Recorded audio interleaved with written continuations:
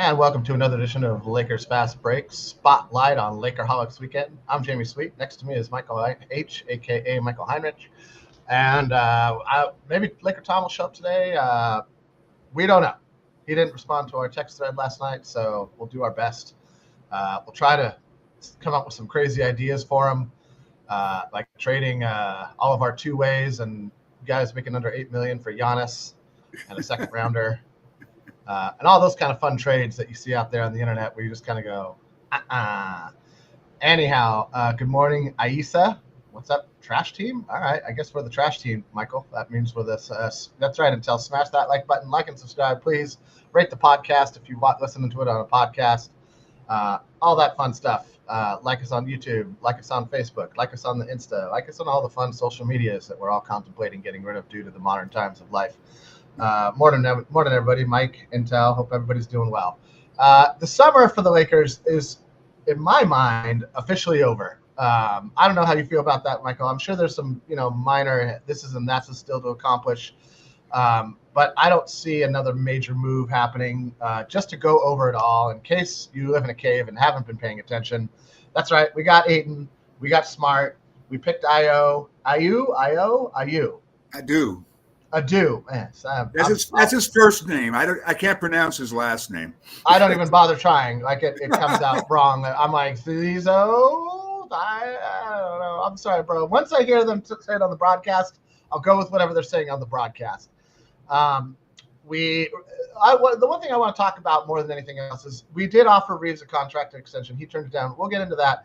First, Michael, I don't know that we've talked since we got Ayton and Smart. So let's start with that. Those are the two veteran guys we picked up. They're the two biggest signings other than our two-way contracts, which if we have time, we'll get to as well. But let's start with Deandre Ayton. Deandre Ayton, a much maligned player since leaving Phoenix.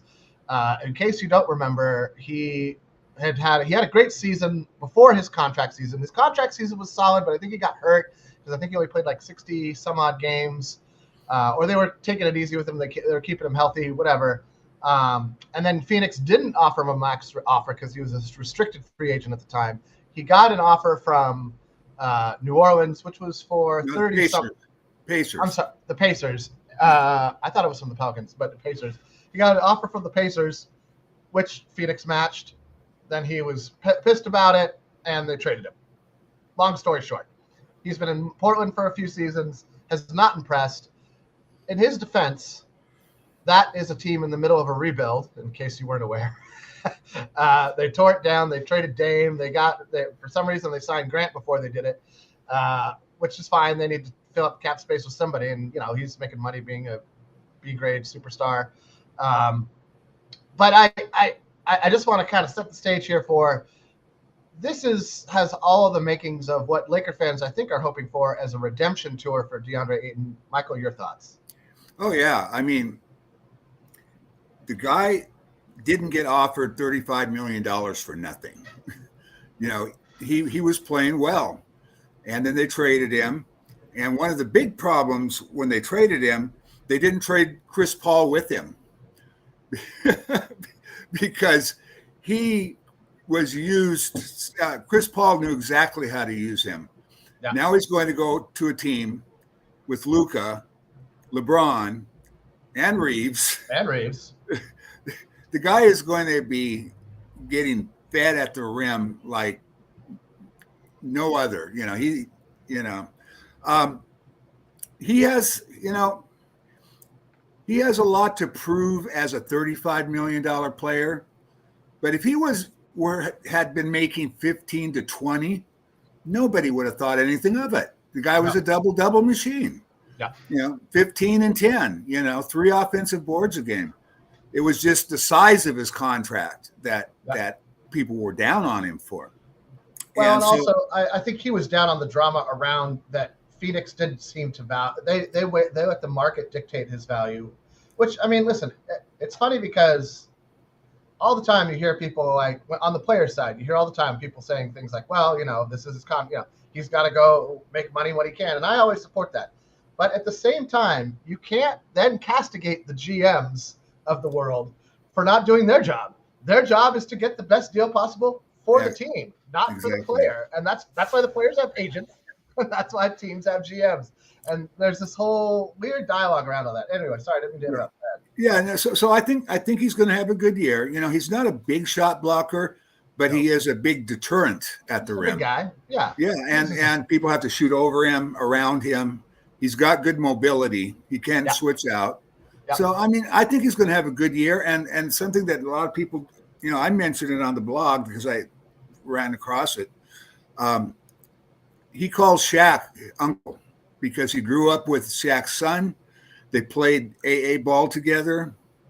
And he's going to have LeBron stepping on his throat. He's going to have Shaq stepping on his throat.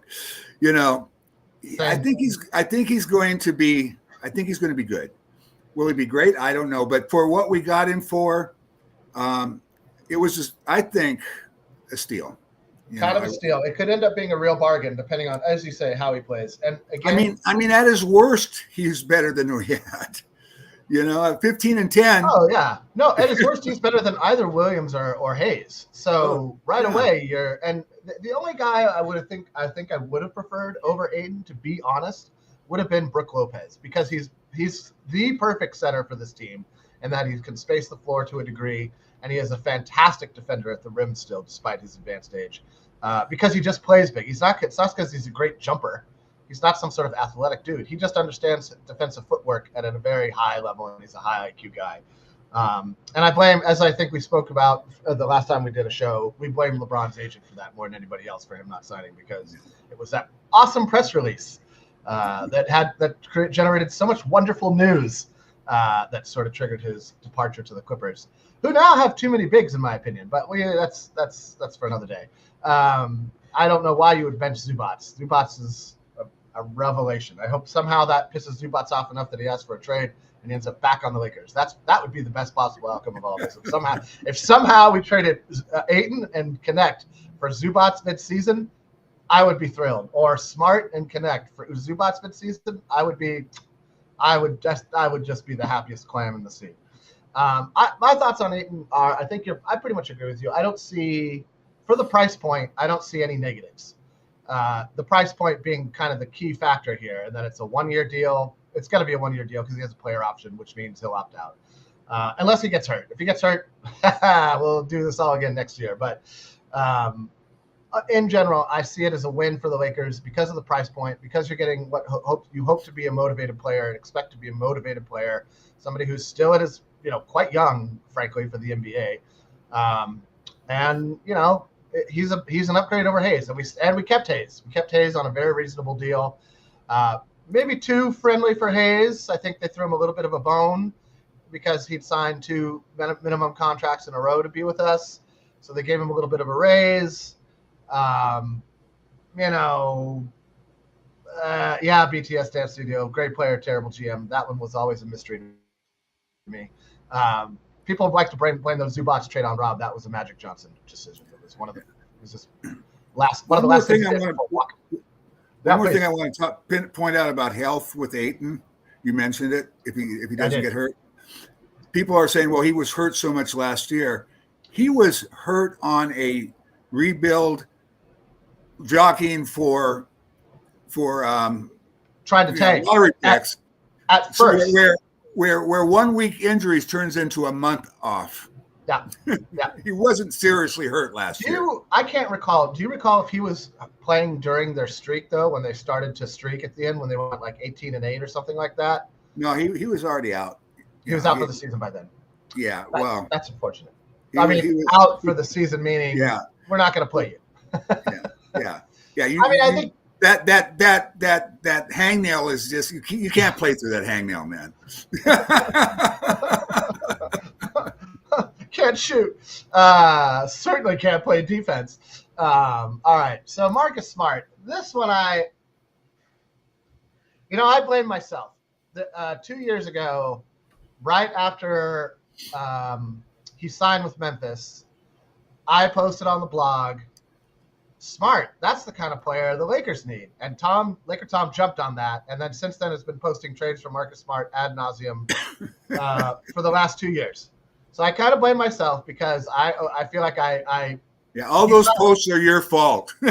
well, listen, I get behind so few trades. I think he got excited, like, oh, finally, so I'll trade for somebody Jimmy wants on the team. I'm kind of joking about that. And if we were getting the Smart that signed that from that last season or two in Boston, I'd be excited. I don't know that guy exists still. I have not seen even flashes of it in Memphis. It seems like he's been very discontent there. It's he was nice hurt that an awful lot. He played very little. He was hurt an awful lot, which begs the question, like, what's changed? Is this body not breaking down out of nowhere all of a sudden for some reason? And with point guards, it's hard because, like, you're not, especially in defense, you're not just sort of standing around in the corner guarding the three. You're moving. You're navigating screens. You're the on-ball guy, especially his role on this team. So I'm a little concerned about his ability to fulfill that role to the level and expectations that Laker fans have for him. I'm going to be absolutely honest here, and this might be a bit controversial. I'm not sure we got the better player out between him and Goodwin. If you look at their numbers, Goodwin, based on the minutes, is right there with Smart, and shoots a better efficiency from three. He doesn't shoot as many, but that's fine. He's a better defender. He's younger, and he was cheaper.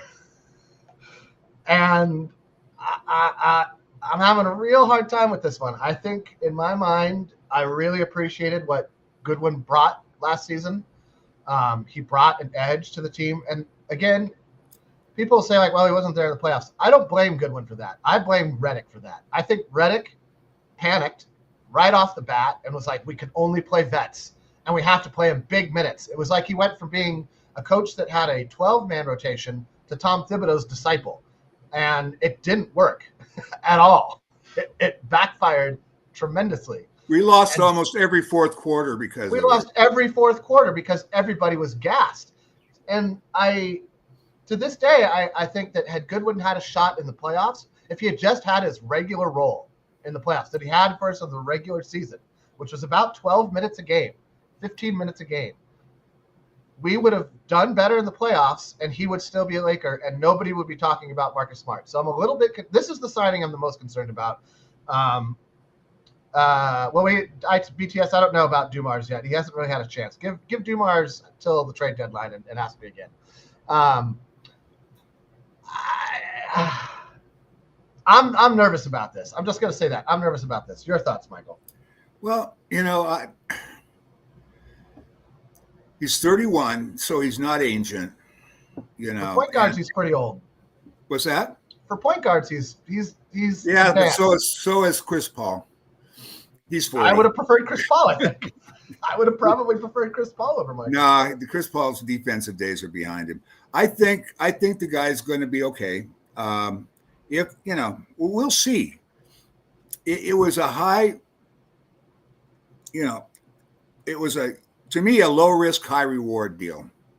If he gets to 85% of what he was a couple of years ago, that would be a good deal. He may not be the guy to stay in front of the quickest point guards out there, but I think he can hang with twos and threes okay still. So we'll see how it works out. You can't really blame Rob for the decision when you have Luka recruiting him. This is the guy I want.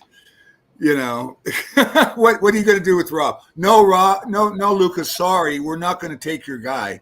Yeah, I know. I mean, that. I will say that's the one caveat where I'm like, well, at least it made Luka happy, and all we really care about this summer at this point, the last thing we care about, getting that signature on the dotted line. That's right. The bottom line.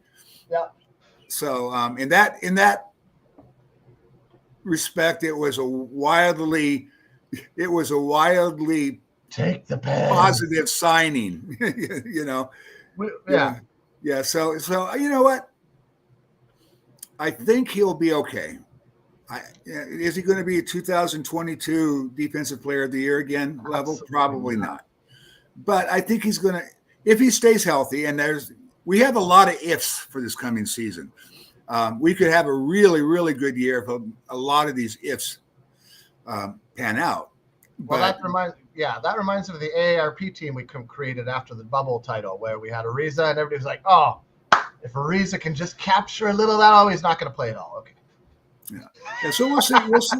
We'll see what happens. We'll see what happens. I think that they did as well as I thought they could when you look at what they came into the summer with to work with. I mean, we ended up drafting a guy that a lot of people had in the first round, turning a 55th pick into a 36th pick. We got Ayton. We got Marcus Smart. I think for $5 million, it's a good signing. And then, I'm actually a little intrigued with Jake LaRavia. I'd like. Oh, that's what I forgot. I knew there was somebody I forgot. Yeah, I think he's one of the kind of signings that I like them to see, taking a young guy with some upside and see if they can develop him further. So we'll see how that works out. But I'm okay with the Smart signing. I don't have huge expectations. I'm sure Laker Tom was disappointed that we didn't spend $22 million in salaries to get him. We only got him for a draft pick. Yeah. And I told him, you just do what you have to do to get the right player. Yeah, and I told him on the blog, I said, why don't we just wait until they buy him out and then we'll sign him then? Yeah, I think we both said something along those lines. Last 16 games, LeBron James shot 48% from I think you mean the three-point line. And yes, he did. LeBron has very much improved his three-point accuracy in the last 2 years. Here's the thing about Smart here's the other thing about Smart is that it basically, between Luka, LeBron, Reeves, and Smart, where do the minutes for Gabe Vincent come from? And it's unfortunate that he had such a terrible playoffs, because I think if he hadn't, his trade value might be something. And that's a decent chunk of change. Pairing him and Connect and maybe a second rounder could get you a decent player at 15, 16 mil. I don't think that's the case anymore. I don't think people see Dalton Connect as any kind of asset. I think his Summer League was so bad. And it was, if you haven't watched Summer League and are a Dalton Connect fan, I'm sorry to tell you, but he looks like he's on planet Jupiter right now. He's so far into his head. He's nowhere. His brain is nowhere on the basketball court to be seen. He is bricking shots. He is not in his flow. He had one good quarter. He had one good quarter in the second game or the first game of the Classic. The second or the third game of the California Classic. Yeah, he took over the fourth quarter and won the game for him. Other than that was it. But up until then, he had played terribly, even in that game. And then after that, he played terribly for the rest of the Summer League. And, you could say like, oh, well, it's Summer League. It doesn't really matter. He's supposed to be a second-year guy coming into a season with a lot to prove. He was supposed to dominate. He's supposed to dominate Summer League, and he did nothing of the sort on any end. So Lakers signing with Luka because of Luka signing with Lakers because of Luka, not LeBron. Let me put that up there. I mean, I think this is true. This is the way the Lakers are going. I don't think there's any falsity or anything wrong with this statement either. I mean, LeBron is going to be 41 in December, something like that, right? 42, I forget. 41. That was one of the problems with, you're saying, well, Luka's recruiting, he's taking over, but LeBron hasn't been doing really well at recruiting in the last couple of years because nobody knew how long he's going to be there. Yeah. He was 40 years old, 39 years old. You're not going to come because of LeBron if you don't know if he's going to be there the next year. So, Luka, on the other hand, he's going to be there. Well, we're pretty sure it looks like he's going to be there. All the news points to that. But, he took over the recruiting because he's the guy that's going to be around. Real quick, Shakira, Austin, WNBA. Hey, I love the WNBA. I was watching the Sparks play. I had a great game against the Connecticut Sun yesterday. They're on a nice little 5-game winning streak. They're looking fantastic right now. They got some ladies back, and it's made all the difference. I don't think this is confirmed. I think that there's just an interest on the Lakers and to get Brogdon in a sign and trade. And if that's the case, especially if it's for Connect and Vincent, and it's something that, Brogdon's a free agent. He's not going to get much money. That's what I mean. I think that he's working with the Wizards now to be like, I'm not going to get the money I want. What can we do in a sign and trade? Who would you take from what team? I'd like to go to these 3 teams. And that's probably they could do a sign and trade for with Austin, give him $4 million. No, not Austin. I meant Dalton. Yeah. Suddenly you sound like Tom. Yeah, let's throw Austin Reeves in there. I mean, just the right player. They could send Dalton there $4 million. It's a little bit more than he's going to get on a minimum contract, but he's another guy that now I don't know if I'd give up. I don't think I'd give up Dalton for him just because he's going to be 35 years old. You talk about a broken down career. Guy has suffered so many injuries. Just real quick for everybody's, the only place I can find anything that is confirming that we've signed Brogdon, and this guy doesn't seem like he understands how the CBA works.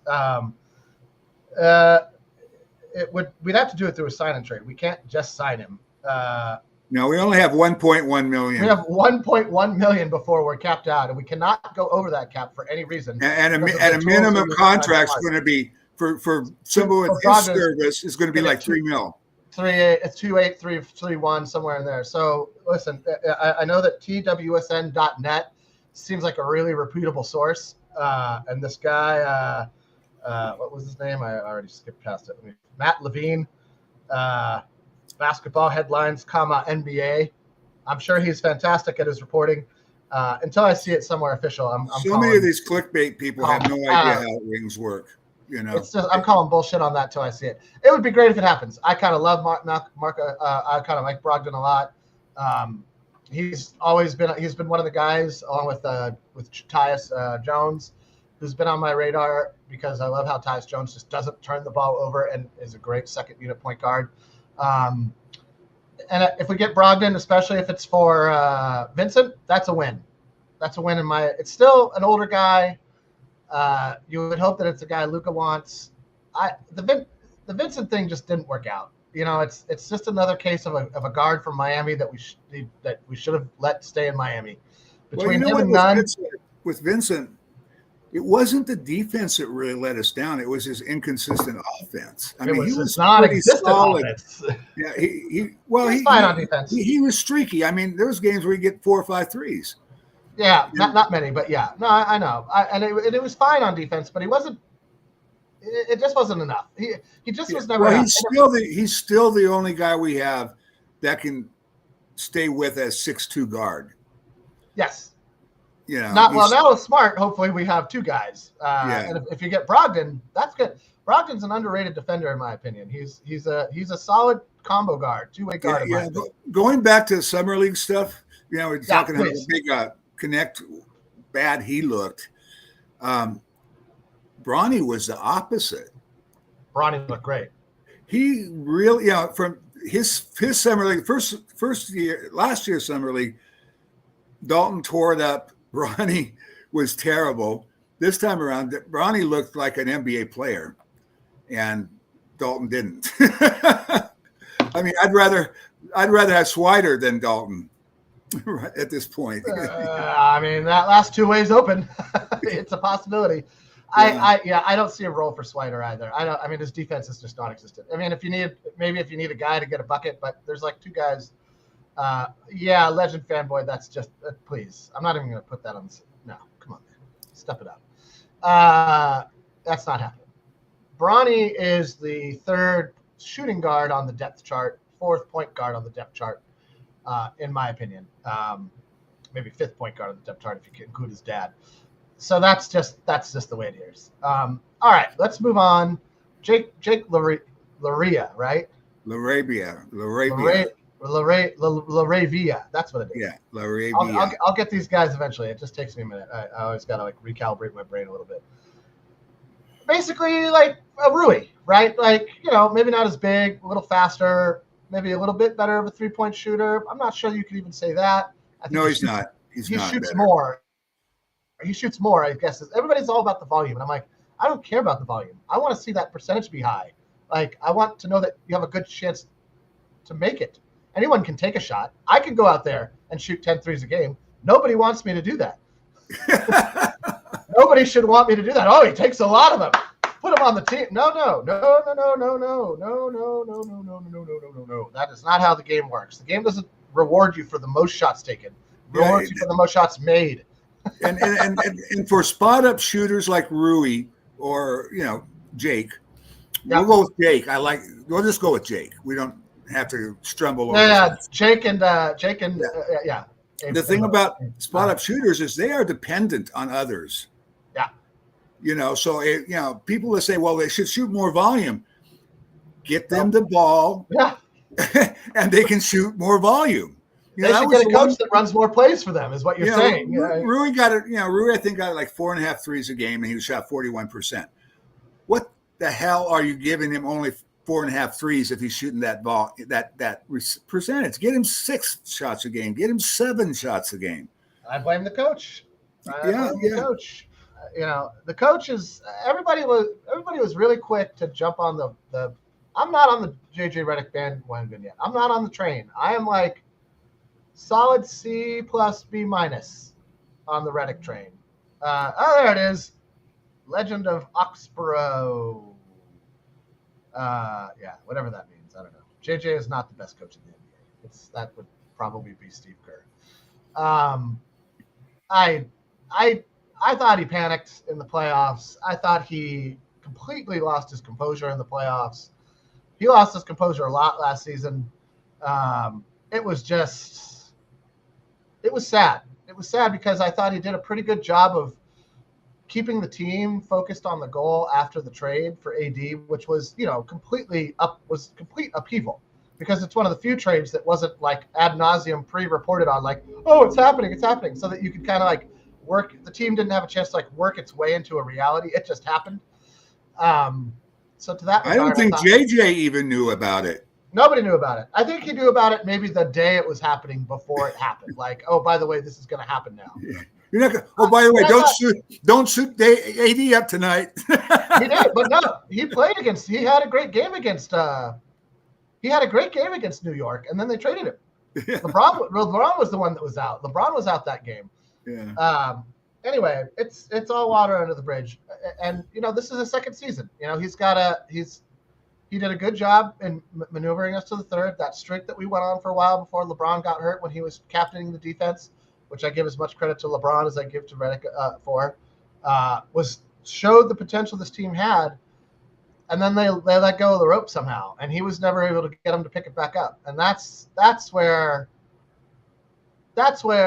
a good coach would have been better. And JJ is a mediocre coach, so we'll see. He's got a chance to level up. So let's see if he levels up this summer. One of the big problems, people are talking about perimeter defense and stuff, but one of the big problems was we had no size in the middle, so we had to collapse the paint.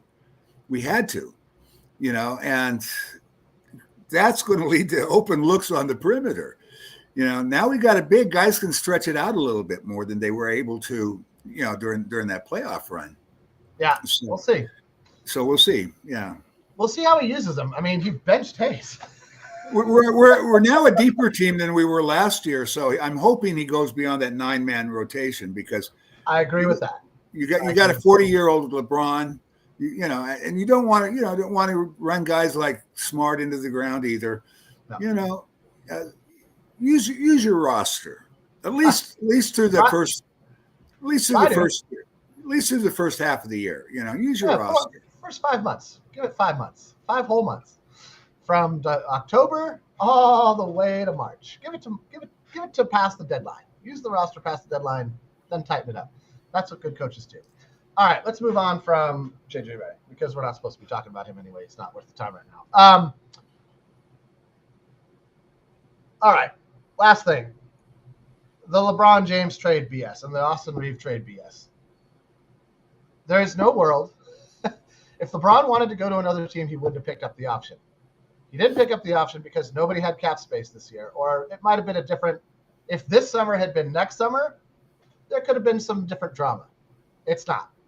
So at this point, the only news I'm hoping to hear out of the LeBron James camp is this is it. This is the final season. Feel free to shower LeBron with adoration and compliments when he rolls through your city for the last time. And another thing that I thought about, 23rd year for number 23. I know that's the synchronicity begs for it to be your final season. Well, the whole thing with the LeBron trade, there's one team that would make sense, so they would be the Warriors, Butler for LeBron. That's the only trade out there that made sense for anybody. Everybody else would have to destroy their roster to the point where LeBron wouldn't want to go there anyway. New York could trade Cat, but that's also not going to happen. I'm not saying I want it. I'm just saying that that's feasible. I don't see not during the summer. If Golden State is struggling, or if the Lakers are having some sort of, I don't know, like internal combustion because of all this, and if LeBron doesn't announce that it's his final season, I think the only team he would green light to is Golden State. I think the only team he would go to is the one that has Steph Curry on it, so that he and Steph could achieve their dream of playing together and go for it as two old guys balling against the world. They'd still have Draymond. I love Jimmy Buckets. I've been a big fan of Jimmy Buckets for a long time. I understand he's not LeBron James. I understand he comes with a whole different set of issues. Any superstar comes with their set of issues. You know, Kareem was enigmatic. Magic loved the ladies, picked up HIV/AIDS because of it. Everybody comes with baggage, man. There's no not baggage on planet Earth. So there's very few Shea Gilgeous-Alexanders out there who are all about the team and a star and don't seem to get into trouble in public somehow. Like, that guy's an alien. I don't know what he's drinking or what he has for breakfast, but send me some, please, because that guy's got it all locked in. Maybe it's because he's Canadian. I don't know. But it's just not – I'm just going to say this now. Reeves is going to be a Laker until he signs elsewhere. If he can get more money than we will offer him next summer, he might end up somewhere else. The Lakers will not be trading Austin Reeves, not unless it's for Giannis or Steph. Those are the only two guys. I don't see Joker. I don't think Denver's going to trade Joker. I think he's going to retire. But yes, sure. I don't think Giannis is getting. I don't think any of those guys are getting traded. So that's the list. I forgot to add Steph. I put a list on the blog yesterday, and I should have put Steph on the list. So it's Steph, Giannis, or Joker. That's it. Those guys aren't coming here for what we got. So just stop. Just stop. Stop clicking on the clickbait. Stop posting it on the blog. Just stop, because you sound like morons. You sound like you don't know the world of basketball. And we all seem to know the world of basketball for the most part. There's no way we're trading Reeves for a second-tier star or a role player who shoots threes well. Like, it's just not going to happen. I don't care what the trade machine says. It's just it's mind-boggling to me that people take the time, waste their time, and then mine by reading it, which I should just scroll past. Whenever I see Reeves, no, scroll, ignore. Anyway, do you agree with that notion? Oh yeah. I think they're looking at okay. I think it'll be interesting next year if LeBron wants to come back, because I think right now they're looking as they're planning as if he's not going to be there next year. And so what they're seeing in Reeves is a guy that can get you 20 as a third option. Yeah. How much is he going to get you as a second option offensively? Maybe 25, 20. He could become an all-star after LeBron leaves as a second option on a team. So I don't think they're going to lose him. I really don't, unless somebody just comes out of the blue with an outrageously high offer I beyond think over his 30. value. I don't know that the Lakers would go higher than 30, 35. That seems to be like what people are talking about his market being. Yeah. A lot will depend on this year. We'll a lot see will how depend on this year. Three things have to happen. One, he has to stay healthy through the regular season. B, he has to stay healthy through the playoffs. And C, he has to replicate the success he had in the regular season in the playoffs, which he did not do. But he had a bum toe. He just wasn't good in the playoffs. There's no, we could make excuses for him. I'm just going to stick with he was bad in the playoffs. He was not the Reeves that we needed him to be. And his defense, you could add a D in that his defense needs to take a step forward. But Rudy was great in the playoffs, but everyone wants to trade him. I don't know. I look at him as the fourth borderline untouchable. I would like to be getting the better player and not just some guy who does the same thing as Rui, but maybe a little bit worse. Like half the trades I see, I'm like, that guy is worse than the player you're trading. Why are you trading A, that player, and B, adding picks to the trade? You're just throwing away good for bad. Yeah. Like, I don't understand half the trades I see out there. As you say, the clickbait is just designed on people going, ha, news, ha, news, ha, news, like a weird cartoon character. It's not news. It's bullshit. That's what it is. It's utter bullshit. So I agree.